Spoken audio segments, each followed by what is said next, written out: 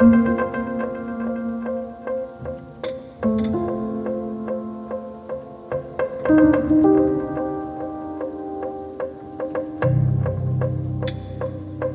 the heart of a segregated Bermuda, a remarkable journey unfolded.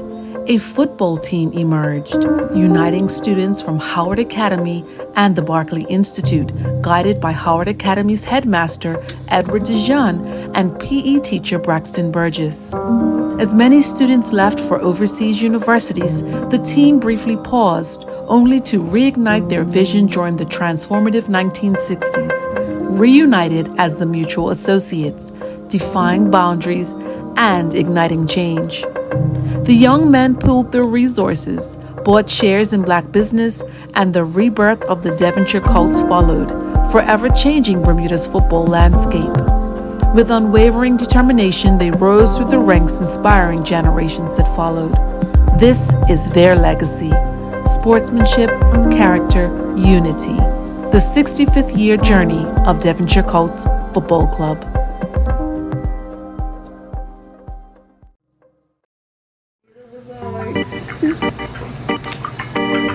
For 65 years, the Devonshire Colts Football Club has been a powerhouse on the pitch. And more importantly, a symbol of unity, empowerment, and a testament to the human spirit's resilience. In the late 1950s, a group of minds from Howard Academy, driven by their love for the beautiful game, set the stage for something extraordinary.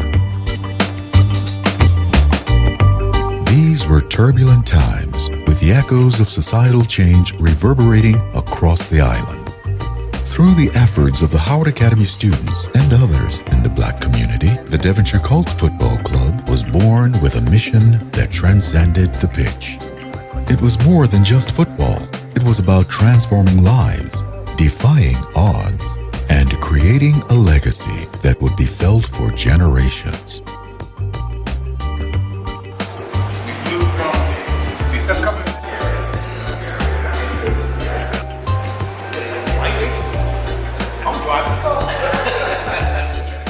Welcome to the Earl Boys Luncheon. My name is Zuri Darrow, the president of Devonshire Colts. I'm just so happy to be in the presence of greatness. As you can see, these gentlemen here are reminiscing about the old times of Devonshire Colts and the founding and how the legacy is to continue to carry on. And I just feel privileged to be in this position to, be around these gentlemen and learn their names and learn where this club has come from and the foundation that they've laid for us. So as we push the club forward, I'm just privileged to be in their presence and to see them reminisce and see how we can continue to learn from them and take the club forward to a next level.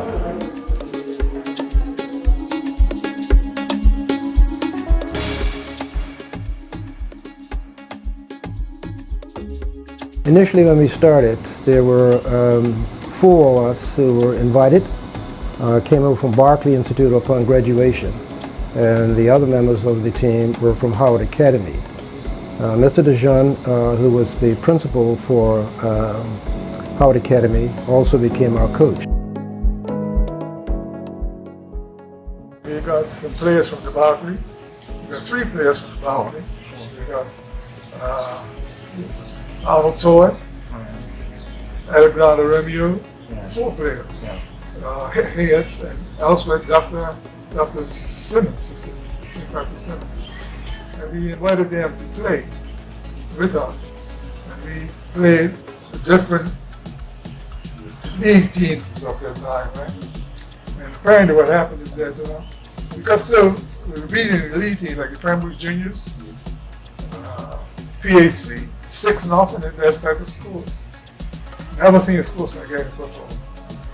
And because of that, Johnny decided to join. We were in the league to go into the FA. And we were able to enter the FA. We went to the semifinals. And we lost in the semifinals to Devonshire Rec. Let me say that I am the eldest here, that when the Devonshire Colts, the original Devonshire Colts, started in 1958, I was abroad in school. I came back and I was in school for 1957 to 1959. When I came back, Joe and Luke and a number of others had gone on to university. So I didn't know anything about Devonshire Colts, the original Devonshire Colts. I've heard, but I've never seen them play. And when I came back, Joe had gone, Polk had gone, Alex Romeo, Penny, John, all of those guys had gone off to university. So it was like starting fresh. At the time, the original Devonshire was possible 14 to 15, so I couldn't play in the team as a player, as I was old. And I always hung on, you know, before, you know, while there. One night, Devonshire Colts had a game, happened to change. Again, I was hanging around. Leroy Reeves, one of the original members, was acting up, said he didn't want to do this and that, and the coach, every be shot, told him to sit down, and pat me, enjoy it, and go. Yes, it's true enough. I got to put that in for the original. The impact that we saw on the public that followed us was tremendous.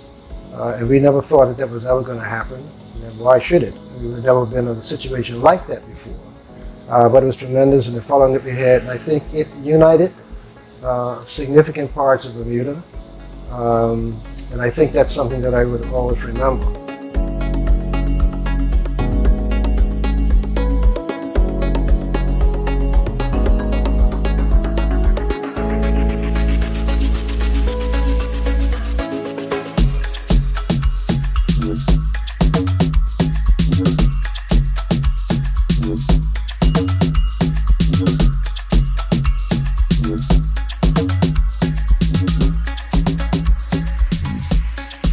In the face of racism and social challenges in Bermuda, football became a haven for many black youth. Even without a physical building, the Colts found their center at Frog Lane, a field that became a sanctuary for young athletes, a place where friendships were forged and dreams took flight. Been with Devonshire Colts for many years. I was introduced to Devonshire Colts through Damon Simmons. They had an after-school program. When we finished school, we'd come here and do our lessons before we went out to training, and at Frog Lane Field, which is here. It was a field like no other locally. Perhaps the closest to Frog Lane was the desert, where North Village used to play their youth football. Because it was well enclosed, and you had to drive down through what seemed to be a tunnel, because it was a tunnel of trees, to the playing surface. And on the other side of the field was a scrambling track, just on the other side of where Bermuda College was. And anybody that came to the Devonshire Colts ranks embraced Frog Lane as him. And in fact, now that the National Stadium South field is there, whenever Devonshire Colts has the opportunity to play on that particular field, we say, hey, we're playing at home. Devonshire Colts was very much a club that had respect, that had a number of some of the best players on the island, and it was also a good atmosphere. That was a time where the whole club trained at Frog Lane. I have vivid memories of training down there at a young age prior to the senior team actually training. So I do have memories of that. That facility was different to anything else that's on the island or that was on the island at the time. And I have some good memories down there. I think my fondest memories was, or the fondest memory to be honest, was the very first training session I did for Devonshire Colts. Having started somewhere else, but my whole family was Colts. And finally, I came across the border and coming down Frog Lane to Mr. David Frevitt and the coaches at the time and doing my very first training session, finally with the family team. I still can remember that vividly. You know, the field used to go this way how it is. The entry point was over in the corner, about 100 feet lower, but it was vibrant. There was a lot of kids running around, you know, and then as we finished, the senior team came on, so it was just something you just wanted to be a part of. My most memorable moments with Devonshire Colts is just the upbringing of Frog Lane. I mean, I think this place, Frog Lane, which is now the new national stadium, actually raised a lot of young men. And that's the most memorable thing that comes to mind, because when I was a youngster, 7 years old, playing for Devonshire Colts, I can remember coming to this field at 8 o'clock and not leaving until 6, 7 in the evening, sometimes later. So that's what galvanized our youth program, is that where you could go to a club, go to a field, and actually feel at home. And your parents don't have to worry about you, because they knew you was in a safe environment.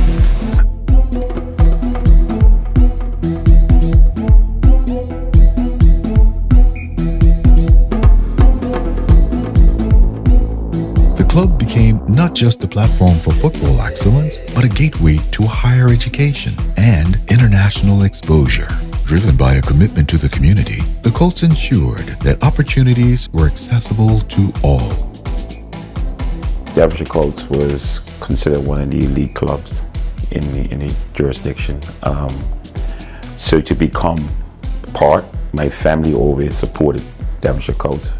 Unfortunately, I didn't kick my first football with Devonshire Colts, but once the opportunity came, and which was a no-brainer because it was the family club, it was an elite club, and basically to be part of it, it was like a privilege.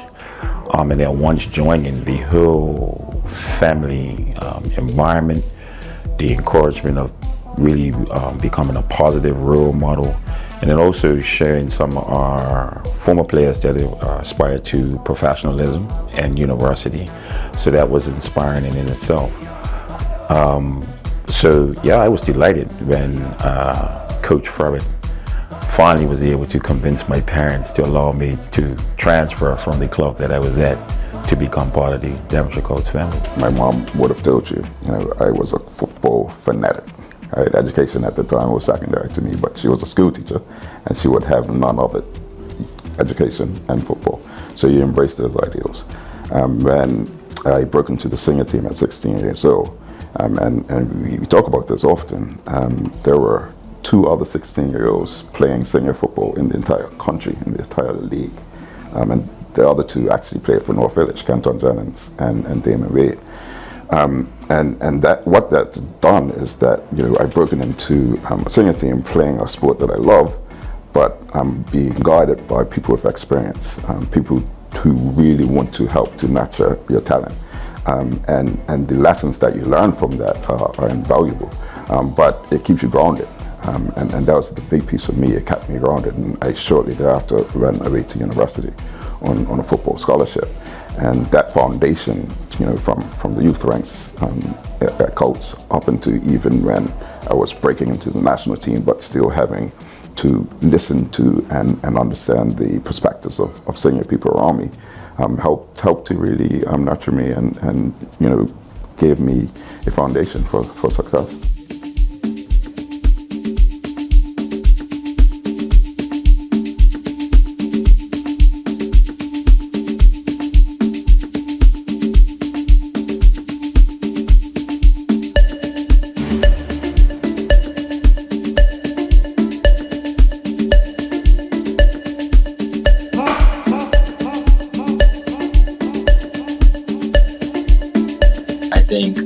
myself, coming up through Colts, we learned a lot of it wasn't a club where it was focused so much on winning. It was more so, how can we become better as footballers, as well as how can we become better as young men. and I think we emphasized that a lot. And our group of friends is very close, still to this day. So when I made the move to England, initially it wasn't even for football. It was just that my footballing abilities was able to get me to a place where I was able to play football at a high level. And without coach, that wouldn't have been made possible, because the things that I grew up learning. So for me, that's how football. I identify with football. For me, Devonshire Colts definitely brought out a different amount of characteristics, whether it's being a well-trained young gentleman, or if it's being sportsmanlike on the pitch, showing respect to your elders. I think it carries into all different parts of life, which way you look at it. I ran away to play football with education as well when I was 16, and definitely being with coach from, I would say, about the age of like 6 to 16 definitely showed me a different angle of life, because growing up playing football, that might be all you know, but coach definitely shows you different abilities that you can bring to the table when you're going through life. We have tons of kids, so it's great being a coach now and looking at the Pee-wees, the under 7s, the under 9s, the under 11s, and mostly every group is 2 teams, so it's nice, and I'm still into it until I die. You're out at the movies, as a coach, for example, you're out at the movies and you're just, watching a movie with your family or something, and a kid comes up to you and is like really happy to see you. Thank you, coach, and he tells you what he's been doing over the summer or whatever.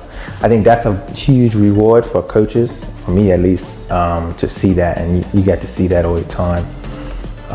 Or even if you hear from other family members, oh, my nephew said you're his coach and he said he enjoys it.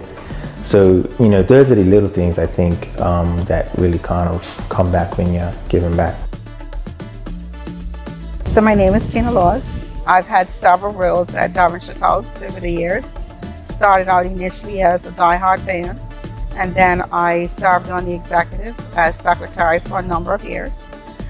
Through my executive role, I also went on to sit on the executive committee for the BFA, where I represented women's football in Bermuda for about 2 years.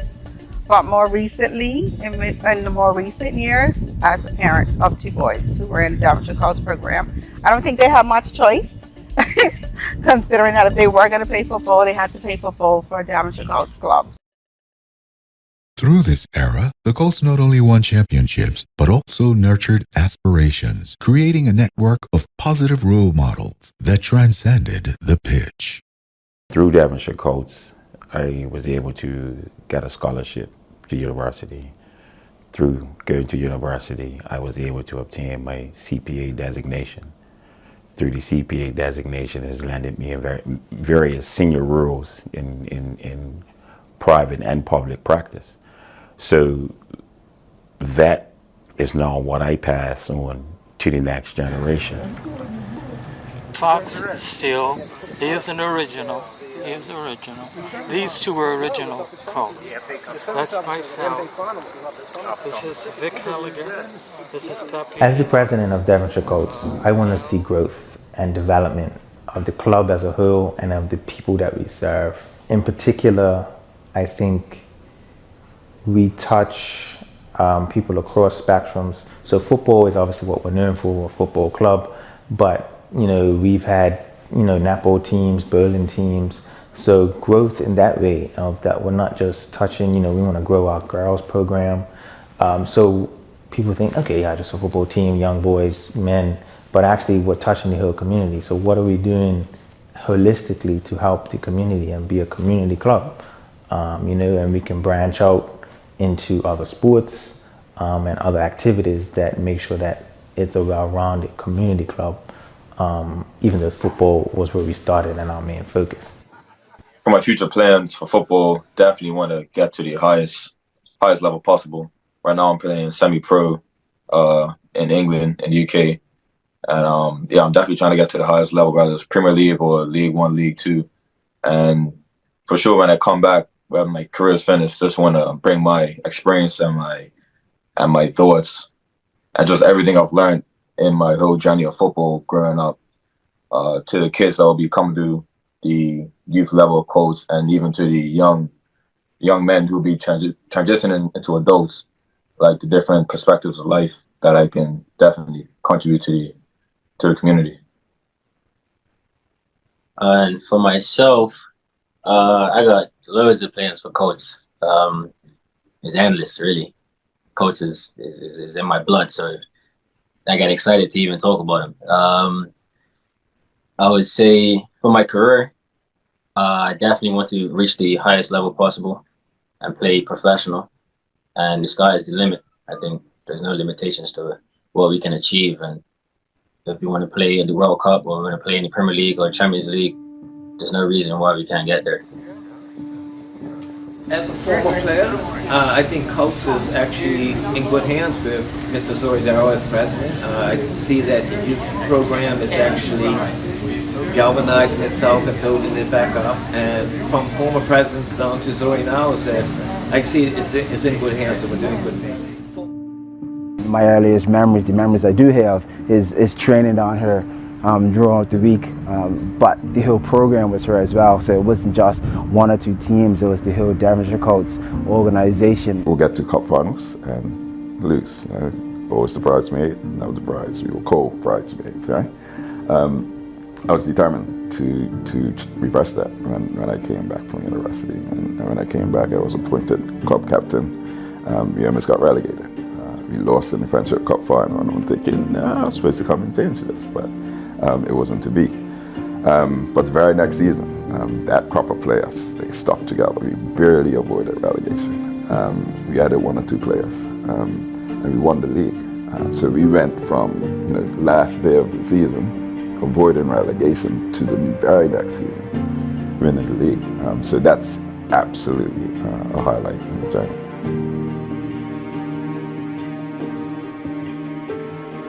My memory of Devonshire Colts is when Mr. DeJohn stopped me from playing in the semifinals because my brother told him not to let me play.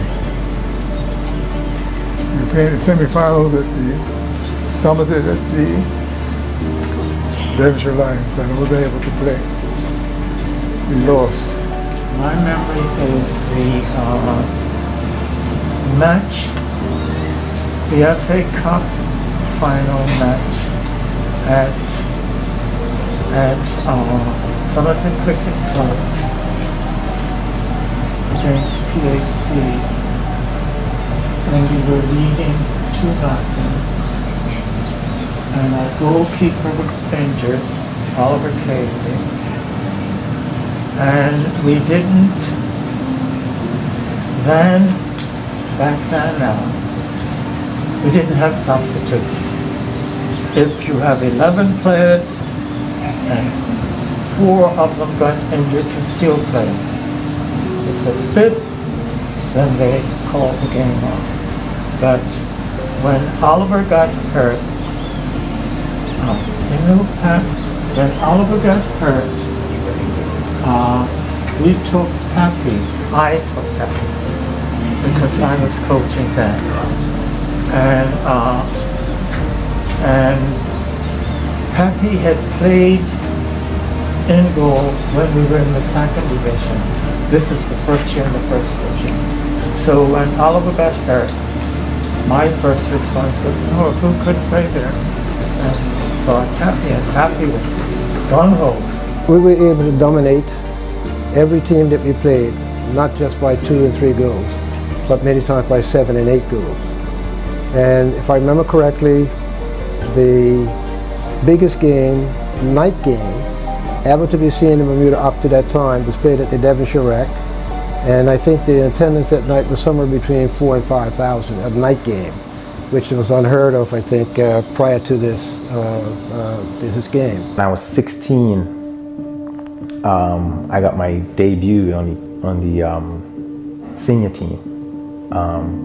So, you know, I was playing in the team training, and it was always kind of like, you know, I was looking up to these guys. It was Quincy and Shannon Burgess and all of these guys that were on the senior team, and, you know, I'm nervous trying to play with these guys. And so I was just happy to train with them, you know what I mean? And then, you know, we went, it's like, oh yeah, you're in the team, you can draft with us today. And then he called my name on the team sheet and I got to play. The friendships that I've made and the brotherhoods that I've made from playing. I mean, most of the guys that I played with, I mean, we're still friends. We still talk to this day.